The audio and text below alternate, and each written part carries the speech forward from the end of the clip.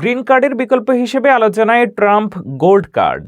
মাত্র কয়েক ধাপে যুক্তরাষ্ট্রে স্থায়ী বসবাসের সুযোগ, তবে খরচ আকাশ ছোঁয়া। প্রসেসিং ফি সহ মোট কত টাকা লাগবে, কারা আবেদন করতে পারবেন, জানুন বিস্তারিত। গ্রিন কার্ডের চেয়েও শক্তিশালী বলে প্রচার করা হচ্ছে যুক্তরাষ্ট্রের প্রেসিডেন্ট ডোনাল্ড ট্রাম্পের প্রস্তাবিত ট্রাম্প গোল্ড কার্ড। ধনী বিদেশিদের জন্য এই বিশেষ ইমিগ্রেশন প্রোগ্রামকে দ্রুত যুক্তরাষ্ট্রে স্থায়ী বসবাসের একটি প্রিমিয়াম পথ হিসেবে তুলে ধরা হচ্ছে।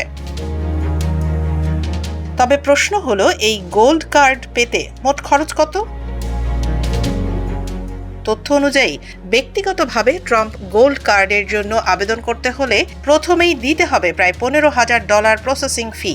এই ফি আবেদন, যাচাই বাছাই ও নিরাপত্তা পরীক্ষার জন্য নেওয়া হবে। এর পাশাপাশি মূল শর্ত হিসেবে যুক্তরাষ্ট্রের ট্রেজারিতে দিতে হবে $1 মিলিয়ন, যা বিনিয়োগ নয় বরং এককালীন বড় অঙ্কের অর্থ প্রদান।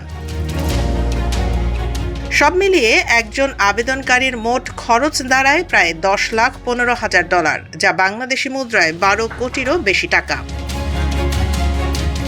এছাড়া কোনো কোম্পানি যদি কর্মী স্পন্সর করতে চায়, সেক্ষেত্রে খরচ আরও বেশি। কর্পোরেট আবেদনকারীদের জন্য আবেদনের অঙ্ক হতে পারে $20 লাখ, সঙ্গে আলাদা প্রসেসিং ফি।